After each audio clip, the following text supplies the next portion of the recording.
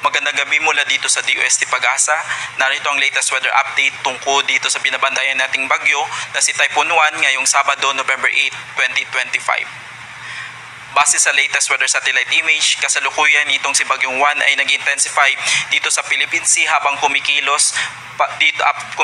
dito sa may eastern section ng Luzon na nagdadala ng kaulapan at mga pag-ulan dito sa may eastern section ng Visayas, dito sa ilang bahagi ng Luzon at dito sa ilang bahagi po ng Mindanao, habang northeast monsoon naman po ang kasalukuyang nakakapekto dito sa may extreme northern Luzon. So as of 3 PM kanina, ang sentro nitong si Typhoon Juan ay namataan sa layong 605 kilometers east of Catarman, Northern Samar na may maximum sustained winds na 150 kilometers per hour malapit sa sentro at gustiness na umaabot ng 185 kilometers per hour.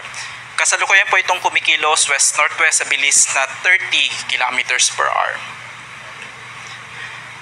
Base po sa track and intensity forecast nitong bagyo, so kasalukuyan pong itong bagyo ay kumikilos pa northwest patungo dito sa may eastern section ng Luzon at inaasahan po natin na maglalandfall ito dito sa may southern portion ng Isabela at northern portion ng Aurora by tomorrow evening hanggang Monday morning, at inaasahan na tatawid po ito dito sa may Cagayan Valley, dito sa Cordillera Administrative Region, dito sa may Ilocos Region at kasama po ang Central Luzon, palabas ng West Philippine Sea by Monday morning or afternoon bago po lumabas ng Philippine Area of Responsibility by Tuesday afternoon.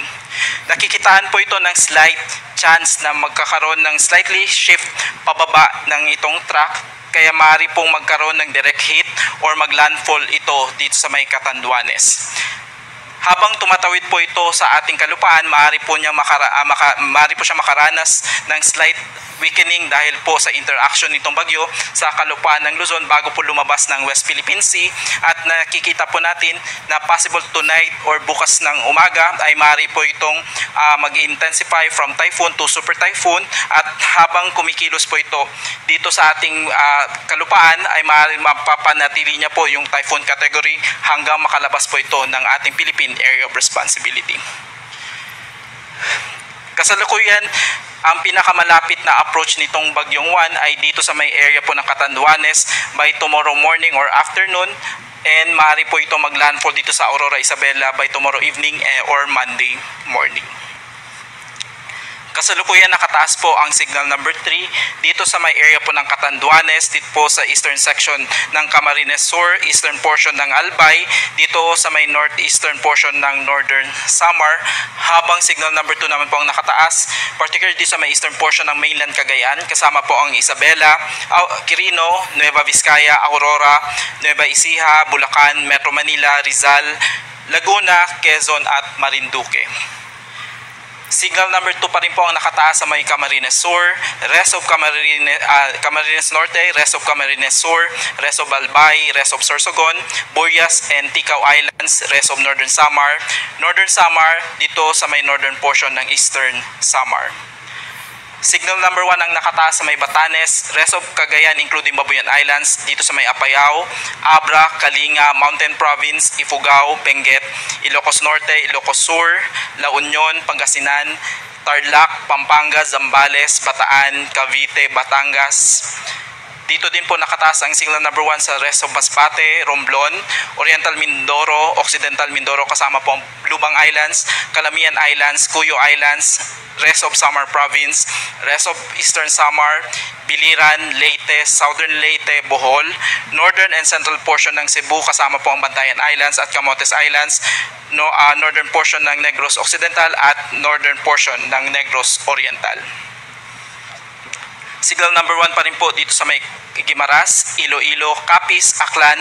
Antique, Dinagat Island, Surigao del Norte, northern portion ng Agusan del Norte, at dito sa may northern portion ng Surigao del Sur. Kasalukuyan, ang pinakamataas na maaari pong wind signal na maaari pong itaas sa buong bansa ay signal number 5 once naging super typhoon nitong binabantayan nating bagyo, at dahil po sa epekto ni Juan ay maaari po itong magdala ng gusty condition na maaari pong umabot sa storm to gale force wind strength, lalo na po sa mga areas na hindi po kasama sa wind signal. Ngayong araw at bukas, November 9, dito sa Palawan, Visayas at Mindanao, At pagdating po ng Lunes, most of Luzon at Visayas ay maaari po makaranas ng gusty condition. Dahil po sa mga pagulan na dala nitong si Bagyong Juan ay maaari po makaranas ng more than 200 mm na pagulan itong Camarines Norte, Camarines Sur, Catanduanes, Albay, Sorsogon at Northern Samar, habang inaasahan ang 100 to 200 mm na pagulan dito sa may Aurora, Quezon, Laguna, Marinduque, Masbate, Biliran, Samar at Eastern Samar. Habang 50 to 100 mm na pagulan ang inaasahan dito sa may Cagayan, Isabela, Quirino, Apayao, Kalinga, Mountain Province, Ifugao, Nueva Vizcaya, Nueva Ecija, Bataan, Pampanga, Bulacan, Rizal, kasama po ang Metro Manila, Cavite, Batangas, Oriental Mindoro, Occidental Mindoro, Romblon at kasama po ang probinsya ng Leyte. Tomorrow afternoon at Monday afternoon ay maaari pong makaranas ng more than 200 mm ang malaking bahagi ng Luzon, particularly itong Isabela, Nueva Vizcaya, Quirino, Aurora, Nueva Ecija, Quezon, Tarlac, Zambales, Pangasinan, Benguet, La Union, Mountain Province, Ilocos Sur, Kalinga, Abra at Apayao dahil po sa paglandfall nitong si Bagyong Juan, kaya po mararanasan yung malawakang pagulan at malalakas na hangin lalo na po sa malaking bahagi ng Luzon, habang 100 to 200 mm naman po ang inaasahan dito sa Ilocos Norte, Cagayan, Bataan, Pampanga, Bulacan, Rizal, Metro Manila, Laguna, Cavite, Batangas at dito sa may Occidental Mindoro, kasama po ang Camarines Norte, habang 50 to 100 mm naman po ang maaari pong maranasan dito sa Oriental Mindoro, Marinduque at dito sa Camarines Sur. Dahil sa paglabas nitong si Bagyong Juan by Monday afternoon to Tuesday afternoon, maaari pong makaranas ng 50 to 100 mm na pagulan ang Zambales, Pangasinan, Ilocos Norte at Ilocos Sur, habang inaasahan na 100 to 200 mm na pagulan within 24 hours ang maaari pong maranasan dito sa may La Union at dito sa probinsya ng Benguet. Kasalukuyan, meron po tayong nakataas na storm surge warning na maaari pong maranasan within the next 48 hours, lalo na po dun sa mga exposed coastal communities na maaari pong makaranas ng wave height na maaari pong lumagpas ng 3 metro, particularly itong Cagayan, Isabela, itong Aurora, itong Quezon Province, kasama po ang Polillo Island, Camarines Norte,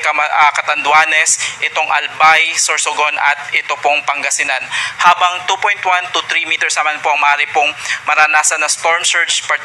particularly dito sa may Cagayan, dito sa may La Union, dito sa may western section ng Pangasinan, itong Quezon Province, Camarines Sur at dito sa may Northern Samar, habang 1 to 2 meters naman na storm surge ay maaari pong maranasan dito sa may Batanes, Cagayan, Ilocos Norte, dito sa may Ilocos Sur, dito sa nalalabing bahagi po ng coastal area po ng Pangasinan, dito sa may Zambales, Bataan, dito sa may Pampanga, dito sa may Bulacan, kasama po ang Metro Manila, Cavite, Batangas, ito pong eastern section ng Eastern Samar, Dinagat Islands at Surigao del Norte.